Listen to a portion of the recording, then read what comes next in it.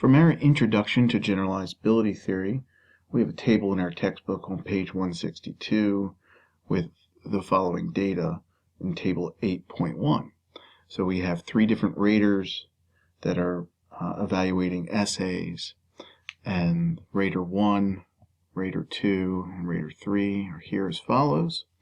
All I've done is I've taken those score values and stacked them, have a separate variable for raters and a separate variable for persons. So we can see rater 1 is assigned to these scores, and person 1 received a 2 from rater 1. Person 1 received a 3 from rater 2, etc.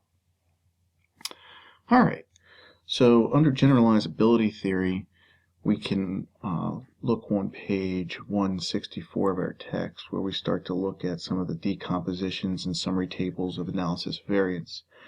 And eventually what we want are some of those variance components. So I'm going to show you how to acquire some of those variance components in SPSS. First, if you just recall, under Analyze, General Linear Model, Univariate Statistics, reset this, I already had it set up.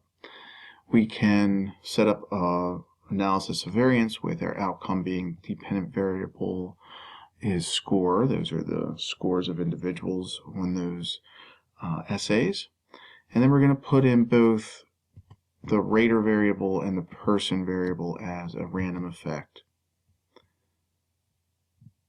I'm just going to go ahead and click OK, just so we can see that with our between group effects, if we map this to table 8.3 in your textbook, you can see where some of these mean squares are coming from. For the person effect, we see that we have a 10.31, which is also from our text. We see that raters are 4.93, and our rater by person interaction effect is 1.044. These are the mean squares. And what we want to do is use our expected mean squares to break out and get our variance components. So in our textbook, it goes over several equations starting on page 165 and shows a simple way of how to derive our variance components. What I want to show you is instead of going through the formulas from our mean squares, which is perfectly acceptable, I also want to show you in SPSS where we have available to us the decomposition of our variance components. If at any time I go too fast, just hit pause or rewind and check the textbook as well, so you can map up the video here to the textbook. Alright, I'm going to go back to Analyze, and this time I'm going to go to General Linear Model and go to Variance Components. I'll reset this as well. And I'm going to do the same thing. So under Variance Components, it's set up just like our univariate analysis of variance or univariate generalized linear models. I'm going to go ahead and put in score in the dependent variable and rater by person in our random factors. Now to start, I'm just going to go ahead and click OK, just so you can see what the default comes out as.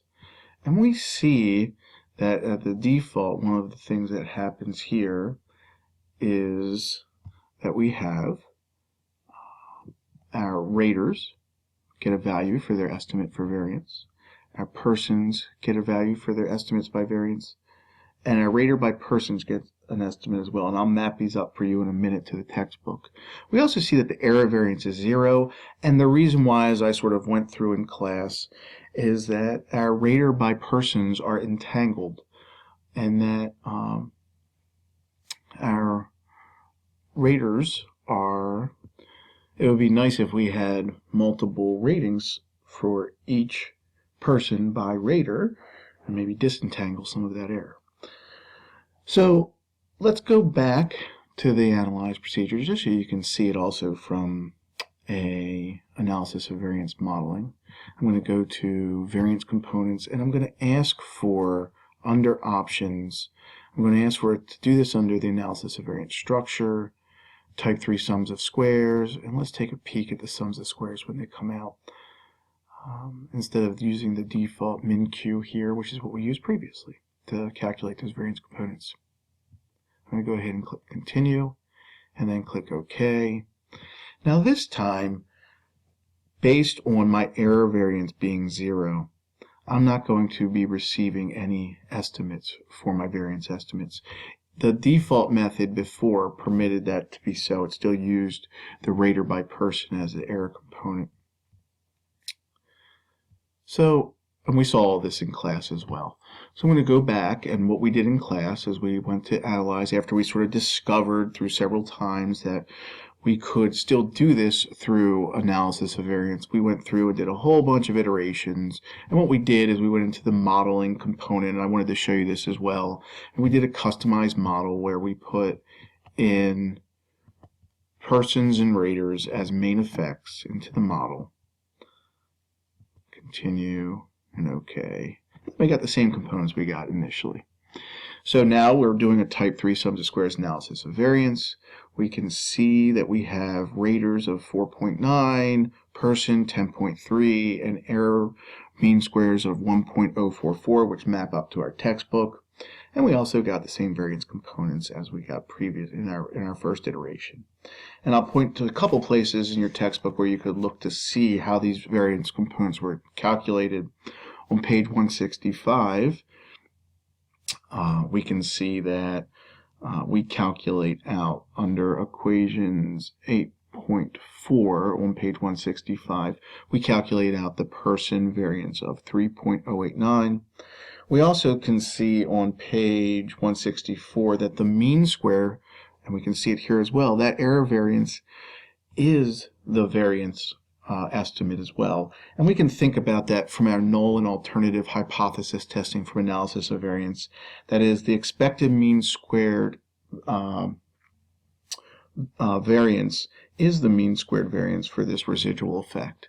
And that the other expected mean squared variance is, when the null hypothesis is false, is both inclusive of that variance estimate plus some other piece of variance, either the variance for raters in this case or the variance for persons. So maybe just to kind of keep it simple now, we have gone through and estimated those. We've gotten the variance persons from our calculations in our text from equation 8.4 for persons. And also you could go look in our textbook under page 168, equation 8.14, and you'll see where we calculated the variance component for raters as well.